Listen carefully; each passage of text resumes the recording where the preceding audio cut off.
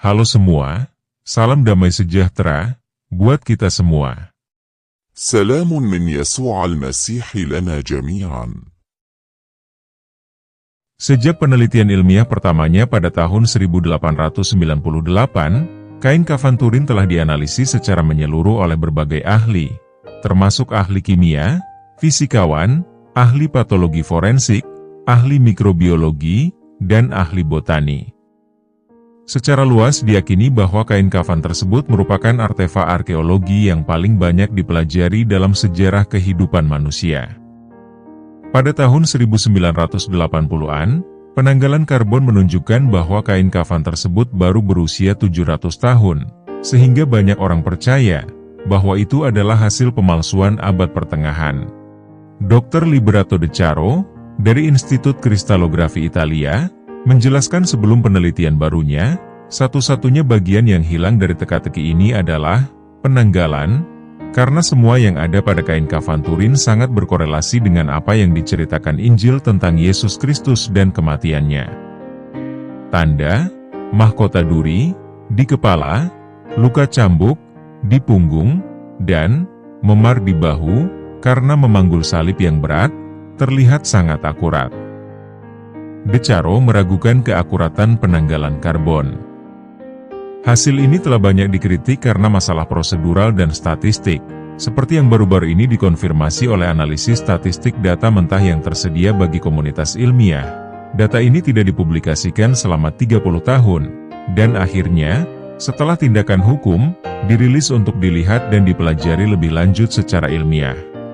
Para ilmuwan dari Institut Kristallografi Dewan Riset Nasional, Consiglio Nazionale delle Ricerche, CNR, mempelajari 8 sampel kain yang sangat kecil dari kain kafan tersebut, menggunakan sebuah metode yang disebut hamburan sinar X sudut lebar, atau Wide Angle X-ray Scattering disingkat WAX.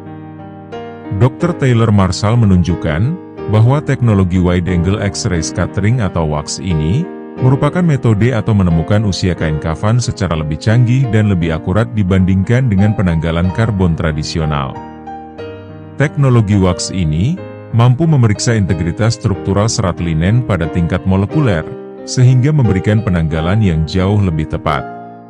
Bekerja dengan fragmen relik yang sangat kecil, De Caro dan timnya dengan yakin menentukan usia material, kain kafan, tersebut berusia sekitar 2000 tahun. Hal ini menunjukkan bahwa orang tersebut hidup pada era Yesus Kristus. Karena teknik hamburan sinar X tidak merusak, sampel yang sama dapat diuji oleh laboratorium di seluruh dunia, yang membantu mengkonfirmasi hasil temuan tersebut. Hasil studi tahun 2022 ini memperkuat hipotesis bahwa kain kafan Turin tersebut benar-benar berasal dari zaman Yesus Kristus, atau telah berusia 2000 tahun. Hasil penelitian terbaru, tahun 2022 ini, jelas mematahkan anggapan kaum skeptis, yang menganggap kain kafan itu merupakan pemalsuan abad pertengahan, karena baru berusia 700 tahun. Konklusinya adalah, kebenaran sejati itu, akan menemukan jalannya sendiri, tanpa perlu rekayasa. Belakangan ini muncul klaim baru, dengan ditemukannya kain kafan Turin, menandakan bahwa Yesus Kristus adalah seorang Muslim. Benarkah demikian? Simak uraian berikut ini. Salah satu tradisi prosesi pemakaman orang-orang Yahudi adalah, jenazahnya tidak dibalsem, tetapi dipersiapkan menurut ritual tertentu dan dibungkus dengan kain kafan polos atau yang disebut tahrihim. Hukum Yahudi mewajibkan penguburan jenazah dengan kain kafan putih polos yang disebut tahrihim ini, untuk menunjukkan kesetaraan atau kesamaan derajat bagi semua orang. Selain itu, seorang pria Yahudi biasanya dimakamkan dengan mengenakan kipah dan talit miliknya sendiri. Kipah adalah penutup kepala kecil yang biasa dipakai oleh orang Yahudi. Talit adalah kain ibadah yang biasa dipakai dalam ibadah pagi oleh umat Yahudi. Rabbi Gamaliel, yang hidup pada kisaran abad kedua Masehi, memberikan salah satu alasan mengapa orang mati dari kalangan Yahudi harus dikubur memakai tahrihim atau kain kafan polos ini.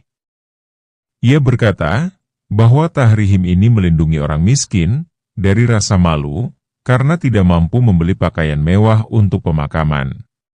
Alasan lain yang diberikan adalah bahwa hal itu mengingatkan orang-orang Yahudi kepada Kohanim atau Kohen Gadol, yaitu imam besar bait suci, yang memegang posisi paling suci dalam agama Yahudi, yang berpakaian serba putih, untuk kemurnian dan kesederhanaan. Kesimpulan utamanya adalah bahwa tradisi membungkus jenazah dengan kain kafan polos atau tahrihim ini telah dipakai oleh kalangan orang-orang Yahudi jauh sebelum kemunculan agama Islam yang baru muncul sekitar tahun 600 atau 700 Masehi. Intinya, pemakaian kain kafan polos sebagai pembungkus jenazah ini adalah murni tradisi atau budaya Yahudi, bukan budaya Islam.